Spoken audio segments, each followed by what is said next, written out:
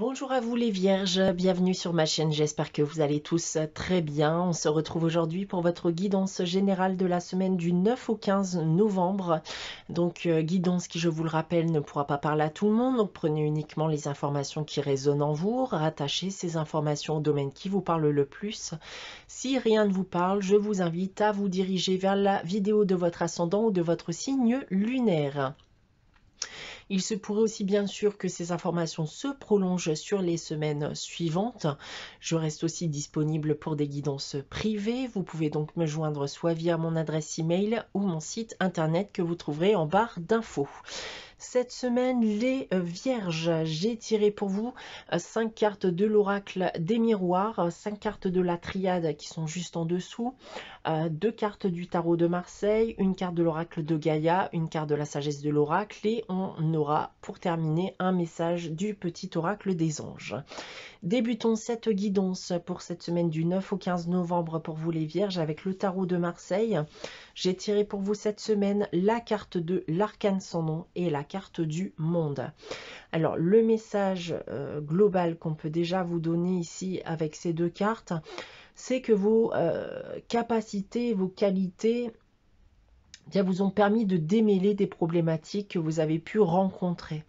Vous allez trouver des solutions et cela vous permettra à l'avenir de mieux gérer les difficultés qui pourront se représenter à vous. C'est clairement une période positive, donc il y a un gros changement notamment qui va faire bousculer les choses et cela peu importe le domaine. En parlant de domaine, on va tout d'abord parler du domaine professionnel. Et on va nous dire ici qu'un changement dans votre milieu professionnel est possible et que vous serez enfin reconnu pour votre travail. Vous pourrez aussi faire de nouvelles connaissances qui pourraient vous faire avancer professionnellement parlant.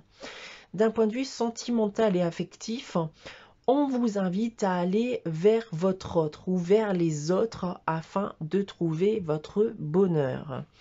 D'un point de vue financier et affectif, financier matériel, pardon, vos activités ici vous permettent d'avoir un équilibre financier, donc pas de soucis particuliers à ce niveau. Voilà ce que je peux vous annoncer déjà avec le tarot de Marseille. On va regarder de suite et consulter les tirages généraux que j'ai effectués pour vous. Tout d'abord avec les miroirs. Alors, j'ai tiré pour vous la carte de l'instabilité. On a ensuite la carte de la trahison, la carte de la parole, la carte de la maison et on termine avec la carte du carrefour.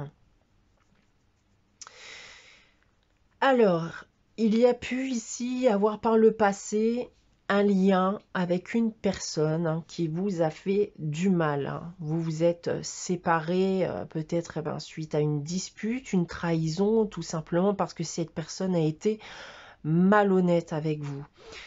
Il peut notamment s'agir d'une personne qui a pu bien sûr côtoyer votre foyer. On va me parler ici bien sûr d'une possible reprise de la communication avec cette personne et s'en suivra bien naturellement bien sûr le choix d'éventuellement réintégrer cette personne dans votre vie ou non.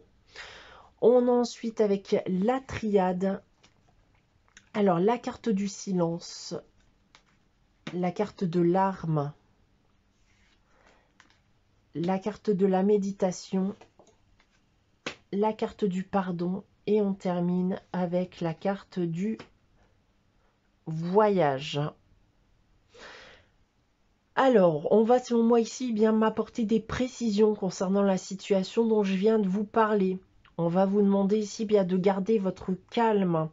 Même si vous avez fortement envie de pousser un coup de gueule, de déballer votre haine contre cette personne après ce qu'elle a pu vous faire subir, on va vous demander en quelque sorte de réfléchir ici avant d'agir, puisqu'on voit ici que le but premier de cette personne est de se faire pardonner. Cette personne a très certainement avec le temps pris conscience du mal qu'elle a pu faire. On vous invite donc ici à la communication et d'échanger afin de démêler ce conflit.